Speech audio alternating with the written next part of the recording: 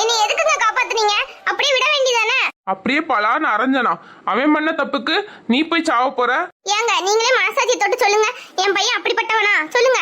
அவன் எவ்வளவு நல்லவங்கிறது எனக்கு தெரியும், உங்களுக்கும் தெரியும். இங்க இருக்கிற வேலைக்காரங்க கிட்ட கூட கேட்டு பாருங்க, எல்லார்கிட்டயும் அவ்வளவு அன்பா பாசமா நடந்துக்கிடுவான் என் பையன்.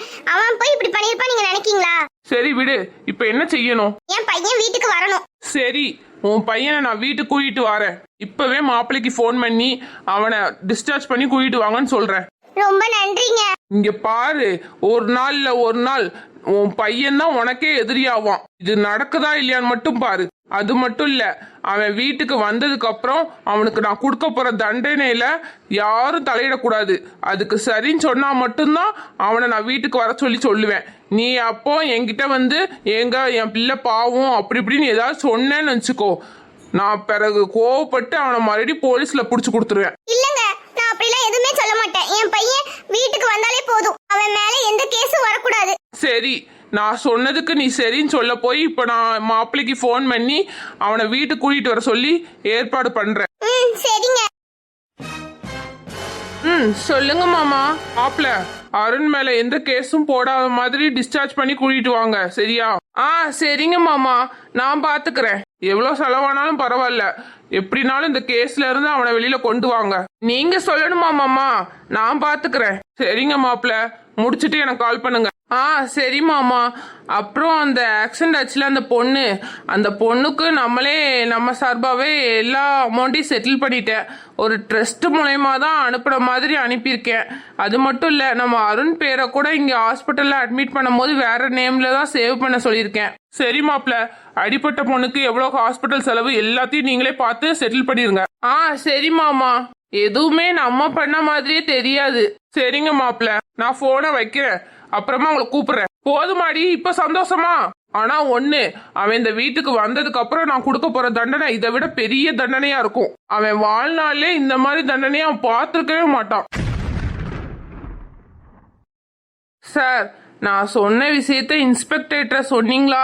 அதான் சார் ஒரு பெரிய பிரச்சனை. இன்ஸ்பெக்டர் கொஞ்சம் ஸ்ட்ரிக்டா இருப்பாரு. நீங்க கொஞ்சம் பேசுற விதத்துல பேசுனீங்கன்னா கரெக்ட் பண்ணிடலாம். சரி சார், உங்க இன்ஸ்பெக்டர் எப்போ வருவாரு? இதோ கொஞ்ச நேரத்துல வந்துருவாரு சார். சரி, நான் பேசிக்கிறேன். அதோ வந்துட்டாரு inspector. Good morning sir. Good morning. Good morning. ஆமா, அந்த ஆக்சிடென்ட் ஆச்சுல அந்த பொண்ணு கண்ண முடிச்சாலா? இல்ல சார், கோமா ஸ்டேஜ்ல தான் இருக்காங்க. ஏதோ ஒரு ஆபரேஷன் பண்ணணும், டாக்டர் ஆபரேஷன் தியேட்டர் கூட்டிட்டு போயிருக்காங்க. அப்படியா? அந்த பொண்ணு கண்ண முடிச்சோடனே வாக்குமூலத்தை வாங்கணும், சரியா? அப்புறம் சார், இவர் உங்ககிட்ட பேசணும்னாரு. இவர் யாரு சார்? ஏகே இண்டஸ்ட்ரியோட ஓனரோட மருமகன் சார். என்ன சார் பேசணும்? சார், ஆக்சிடென்ட் பண்ணது ஏகே இண்டஸ்ட்ரியோட ஓனரோட பையன்தான் சார். அவன் பேரு அருண். நான் அவனோட மாமா. இப்ப என்ன சார் சொல்ல வரீங்க? ஒன்றும் இல்லை சார், நீங்க கொஞ்சம் மனசு வச்சீங்கன்னா அந்த கேஸ சால்வ் பண்ணிடலாம். அதெல்லாம் ஒன்றும் பண்ண முடியாது. அந்த பொண்ணு கண்ணை முடிச்சோடனே வாக்குமூலம் கொடுத்தோடனே அந்த பையனை அரெஸ்ட் பண்ணிடுவோம். சார், கொஞ்சம் மெதுவா பேசுங்க சார். என்ன பேசணும்? சார், நீங்க வாழ்க்கையிலே நினைச்சு பார்க்க முடியாத அளவுக்கு அமௌண்ட் எங்களால உங்களுக்கு கொடுக்க முடியும். எவ்வளவு கொடுப்பீங்க? சார், 5 கோடி ரூபாய். என்ன சொல்றீங்க? உண்மைக்குமே வா? ஆமா சார், 5 கோடி ரூபாய் ஃபைனல் அமௌண்ட். எப்படி சார், ஓகேவா உங்களுக்கு? ஓகே சார், ஒரு பிரச்சனை இல்ல. நீங்க தம்பியை வீட்டுக்கு கூட்டிட்டு போங்க. சரிங்க சார். அப்புறம் ஹாஸ்பிட்டலுக்கு அந்த பொண்ணுக்கு ஆக்சிடென்ட் ஆச்சுல, அந்த பொண்ணுக்கும் எல்லா செலவும் நாங்களே ஏத்துக்கிட்டோம். ஒரு ட்ரஸ்ட் மூலயமா நாங்கள் அனுப்பிட்டோம். மற்றபடி அந்த பொண்ணு வீட்டுக்கு ஏதாவது செலவுக்கு வேணும்னா நாங்களே கொடுத்து சரி பண்ணிடுறோம். மற்றபடி எங்கள் வீட்டு பையனோட பேரு அடிபடாமல் இருக்கணும். நீங்க தான் பாத்துக்கணும் சார். ஒரு பிரச்சனையும் இல்ல சார். இப்படி ஒரு ஆக்சிடென்ட் நடந்தது வெளியில யாருக்கும் தெரியாது. பிரஸ், மீடியா எல்லாரும் வாயும் முடியலாம். ரொம்ப தேங்க்ஸ் சார். அப்போ நான் அருணை வீட்டுக்கு கூட்டிட்டு போலாமா? தாராளமா கூட்டிட்டு போங்க சார். Thank you sir. சரி, ஜெனிஃபர் எங்க இருக்காங்க? சார், இங்கதான் சார் இருக்காங்க. அந்த பொண்ணுக்கு ஆபரேஷன் நடந்துட்டு இருக்கு, அந்த இடத்துல தான் இருக்காங்க. அவங்கள உடனே கால் பண்ணி வர சொல்லுங்க. ஓகே சார், இந்த வர சொல்லுங்க. நீ கூப்பிட்டீங்களா? ஆமா, ஸ்டேஷன்ல இருந்து போன் வந்துச்சு. ஒரு முக்கியமான இடத்துல டியூட்டி போட்டிருக்காங்க, நீங்க அங்க போகணும். சார், இப்பதான் சார் அந்த பொண்ணுக்கு ஆபரேஷன் பண்ணிட்டு இருக்காங்க. ஆபரேஷன் முடிஞ்சதுக்கு அப்புறம் டாக்டர்கிட்ட டீடைலா வாங்கிட்டு அதுக்கப்புறம் நான் கிளம்புறேன் சார். அதெல்லாம் ஒண்ணும் பண்ண வேண்டாம். இங்க நான் இன்ஸ்பெக்டரா இல்ல நீ இன்ஸ்பெக்டரா? என் சொல்லத்துல நீ கேட்கணும். மரியாதையா நான் போகணும்னு சொன்னா போகணும், புரிஞ்சதா? சரி, ஓகே சார், நான் இப்பவே கிளம்புறேன்.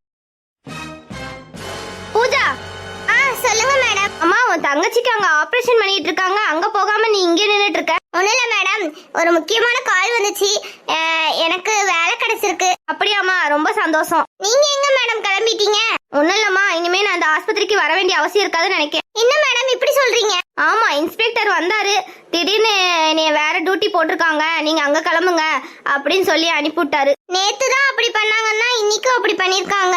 அப்போ நாளைக்கு வருவீங்களா? இல்லம்மா, எனக்கு தெரிஞ்சு இந்த கேஸை முடிச்சிட்டாங்கன்னு நினைக்கிறேன். என்ன மேடம் சொல்றீங்க? கேஸ முடிச்சிட்டாங்களா? அங்க என் தங்கச்சி உயிருக்கு போராடிட்டு இருக்கா, நீங்க மட்டும் இப்படி அசால்ட்டா சொல்றீங்க. நான் என்னமா பண்ண முடியும்? நானே இன்ஸ்பெக்டர்கிட்ட பேசி பார்த்துட்டேன். இனி ரொம்ப சத்தம் போடுறாரு. என்னோட வேலையை தான் நான் பார்க்க முடியுமா? நான் இந்த மாதிரி உங்ககிட்ட ஏதாவது சொன்னேங்கிற விஷயத்த இன்ஸ்பெக்டர்கிட்ட சொல்லிடாத, சரியா? அப்புறம் என் வேலை போயிடும். சரிம்மா, பார்த்துக்கோண்ணே, சரியா? சரிம்மா, உன் தங்கச்சி கண்ணை முடிச்சிட்டானா எனக்கு இன்ஃபார்ம் பண்ணு. சும்மா ஒரு ஃப்ரெண்ட்லியாக தான் கேட்குறேன். மத்தபடி இந்த கேஸை இனிமேல் ஓபன் பண்ண மாட்டாங்கன்னு நினைக்கிறேன். என்ன மேடம் சொல்றீங்க? அப்ப ஏழைங்களுக்கு நீதி கிடைக்கவே கிடைக்காதா? இங்க எல்லாத்துக்குமே காசுதாம்மா. சரி பூஜா, எனக்கு போன் வந்துகிட்டே இருக்கு, நான் கிளம்புறேன். சரி மேடம். அக்கா, இங்க என்ன பண்ணிட்டு இருக்க? வா மேனகா. அம்மா அங்க. அக்கா, கார்த்திகாக்கு ஆபரேஷன் நடந்துட்டு இருக்குல்ல, அம்மா அங்கதான் இருக்காங்க, உன்னை கூப்பிட்டாங்க. சரி வா போலாம். அம்மா, ஆபரேஷன் முடிஞ்சிச்சா? இல்லம்மா, இன்னும் யாரும் வெளியில வரல. சரிம்மா, கொஞ்ச நேரம் ஆகும். சரி உட்காருங்க. உங்களுக்கு ஏதாவது குடிக்கிறதுக்கு டீ காஃபி ஏதாவது வாங்கிட்டு வரட்டா? வேண்டாம் பூஜா, அவன் நல்லபடியா கண்ணை முடிச்சிட்டான்னு தெரிஞ்சாதான் நான் சாப்பிடவே செய்வேன். அதெல்லாம் நல்லபடியா கண்ணை முடிச்சிருவாம்மா, எனக்கு நம்பிக்கை இருக்கு. சரிம்மா. அங்க பாருங்க, டாக்டர் வராங்க. சார், என் தங்கச்சி எப்படி இருக்கா சார்? ஒரு பிரச்சனையும் இல்ல, ஆபரேஷன் நல்லபடியா முடிஞ்சிச்சு. அவங்க இன்னும் கொஞ்ச நேரத்துல கண்ணை முடிச்சிருவாங்க. ரொம்ப நன்றி சார். இருக்கட்டுமா, இது என்னோட கடமை. டாக்டர் தம்பி, என் பொண்ணை போய் பார்க்கலாமா? கொஞ்ச நேரம் ஆகுமா, இப்போ மயக்கத்துல தான் இருக்காங்க. அவங்க கண்ணு திறந்தோடனே நான் உங்களை கூப்பிடுறேன், நீங்க போய் பாருங்க. சரிப்பா, ரொம்ப நன்றிப்பா. இருக்கட்டும் இருக்கட்டும். அப்புறம் சார், எனக்கு வேலை கிடைச்சிருக்கு. கங்க்ராச்சுலேஷன்ஸ். Thank you sir. எனக்கு வேலை சென்னையில. ஓ அப்படியா, சரி சரி. ரொம்ப நாளா கஷ்டப்பட்டு ஒரு வேலை கிடைச்சிருக்கு சார். கார்த்திகா வீட்டுக்கு கூட்டிட்டு போனதுக்கு அப்புறமும் நிறைய செலவு இருக்கும்ல, அடிக்கடி பார்த்துக்க ஏன்னா ஆள் இருக்கணும். எப்படி சார் எங்களால மேனேஜ் பண்ணிக்க முடியுமா? நான் வெளியூருக்கு போயிருவேன், அம்மாவும் தங்கச்சியும் தான் இருப்பாங்க. ஒரு பிரச்சனை இல்ல, எங்க ஹாஸ்பிட்டல் உள்ள நர்ஸே உங்க தங்கச்சியை நல்லா பாத்துப்பாங்க. அவங்களே கூட வீட்டுக்கு வந்து அவங்களுக்கு வேண்டிய எல்லாத்தையுமே பார்ப்பாங்க. நீங்க தாராளமா பயப்படாம வேலைக்கு போயிட்டு வரலாம். ஓ அப்படியா சார், ரொம்ப தேங்க்ஸ் சார். இருக்கட்டும் இருக்கட்டும், இது என்னோட கடமை. அட, வண்டி சத்தம் கேக்குது. அம்மா, அருண் வந்துட்டான். என் மகன் வந்துட்டானா? அருண், வந்துட்டியாடா? மீனாட்சி நில்லு. ஏங்க, நம்ம பையன் வந்திருக்காங்க. நான் ஏற்கனவே உங்ககிட்ட சொன்னேன்ல, அமைதியாரு. அருண், ஹாஸ்பிட்டல்ல இருந்து வந்திருப்பீல, ரொம்ப டயர்டா இருக்கும், நீ போய் ரூம்ல ரெஸ்ட் எடு. சரிங்க மாமா. அருண் நில்லு. மாமா, அருணுக்கு ரொம்ப டயர்டா இருக்கும், பாவம் அவன். கொஞ்ச நேரம் ரூம்ல ரெஸ்ட் எடுக்கட்டுமே, அதுக்கப்புறம் உங்க விசாரணையை வச்சுக்கோங்க. இருக்கட்டும் மாப்பிள்ள.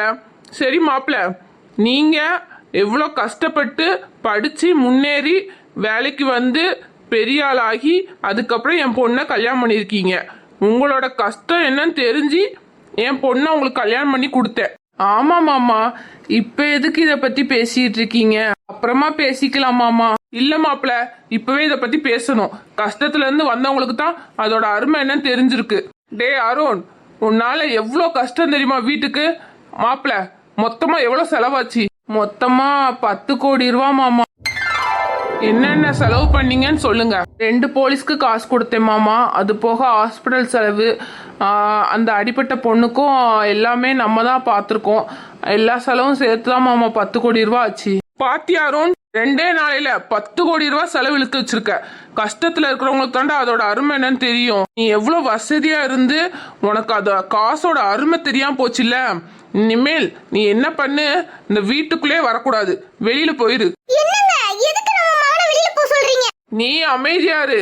நான் சொன்னது உனக்கு ஞாபகம் இல்லையா? அவனை வெளியில கொண்டு வந்தா நான் சொல்ற தண்டனையை தான் அவன் ஏத்துக்கிட்டு ஆகணும்னு. இனிமே அவன் இந்த வீட்டுக்குள்ளே இருக்க கூடாது, வெளியில போய் கஷ்டப்படட்டும். 1 ரூபாய் துட்டுனாலும் எவ்வளவு கஷ்டப்பட்டு சம்பாதிக்கணுங்கிறது அவனுக்கு தெரியட்டும். அவன் இந்த வீட்டுக்குள்ள இருக்க கூடாதுன்னா இருக்க கூடாது. மாமா, அருண் பாவம் மாமா, அவனை தண்டிக்காதீங்க. அவன் நல்ல வசதியா வாழ்ந்த பையன். அவன் வெளியில போய் கஷ்டப்பட்டானா உங்களுக்கு தான் மாமா கஷ்டமா இருக்கும். வேண்டாம் மாமா, இவ்வளவு பெரிய தண்டனையை அவனுக்கு கொடுக்காதீங்க. இல்ல மாப்பிள்ள, கஷ்டத்துல இருந்து வந்தா தான் அந்த காசோட அருமை என்னன்னு தெரியும் அவனுக்கு. டேய் வெளியில போடா. அருண், போகாதடா. அம்மா, தம்பி வீட்டை விட்டு வெளியில போறான் பாருங்க. எப்படியோ நம்ம நினைச்ச மாதிரி தான் நடந்திருக்கு. இந்த வீடு சொத்து எல்லாமே இனிமே எனக்கு மட்டும்தான். போ அருண், போ போ. இனிமேதான் நீ எவ்வளோ கஷ்டப்பட போறேங்கிறது உனக்கு தெரியும். நான் உன்னை சும்மாவே விட மாட்டேன். போடா. இப்போ உன்னை வீட்டில இருந்து தான் வெளியில அனுப்பியிருக்கேன். நாளைக்கு உன்னை இந்த உலகத்தை விட்டே வெளியில அனுப்புறேனா இல்லையான்னு பாரு.